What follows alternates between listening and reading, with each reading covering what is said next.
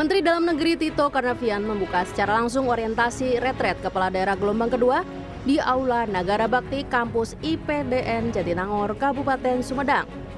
Tito menyampaikan ada 8 materi yang akan dipelajari oleh para kepala daerah dalam retret gelombang kedua ini, diantaranya ketahanan nasional dan wawasan kebangsaan, Astacita, program kementerian dan lembaga, tugas dan fungsi kepala daerah, kepemimpinan dan komunikasi politik, serta team building.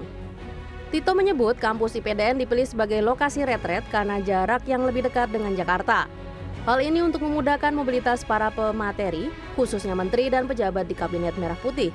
Menurutnya, retret gelombang kedua ini rencananya diikuti oleh 86 kepala daerah. Nantinya, Kemendagri juga akan menyiapkan retret bagi para sekretaris daerah.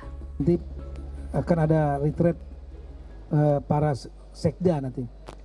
Bapak Presiden sudah memberikan arahan pada saya, retret untuk sekda, provinsi, kabupaten, kota se-Indonesia nantinya di Magelang, dan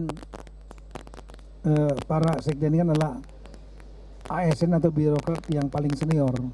Kalau kepala daerah, wakil kepala daerah adalah pejabat politik yang dipilih oleh rakyat. Itu yang kita akan berikan peningkatan kapasitas juga. Setelah mengikuti acara pembukaan, para peserta retret kemudian mendapatkan materi dari Lembaga Pertahanan Nasional atau Lemhanas terkait wawasan kebangsaan, nasionalisme, serta kebijakan geopolitik.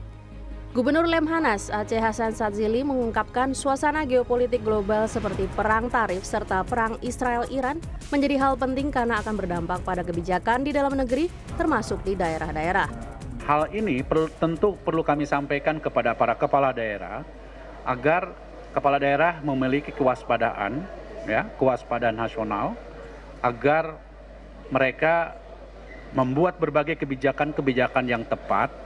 Dalam konteks ini salah satunya adalah apa yang dilakukan arahan pemerintah pusat terkait dengan Astacita maupun arahan terkait dengan efisiensi anggaran, itu dalam rangka bagaimana kita mengantisipasi berbagai potensi-potensi yang bisa saja bisa menimbulkan dampak terhadap ekonomi nasional kita. Setelah pembukaan dari Bapak Menteri Dalam Negeri, langsung geopolitik dari Lemhanas, dan ternyata kita baru tahu bahwa lembaga ini didirikan oleh Bung Karno, termasuk juga buah-buah pikirannya, dan masih juga di era kekinian telah diramalkan geopolitik itu, perang Iran dengan Israel, Gaza, ternyata juga perang tarif dari Amerika, Trump, dan yang lain-lainnya masih akurat ternyata buah-buah pikirannya. Sehingga ini materi yang sangat penting sekali bagi kita pahami sebagai kepala daerah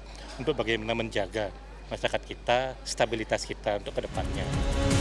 Retret kepala daerah di kampus IPDN ini akan berlangsung selama 3 hari ke depan, hingga 26 Juni 2025.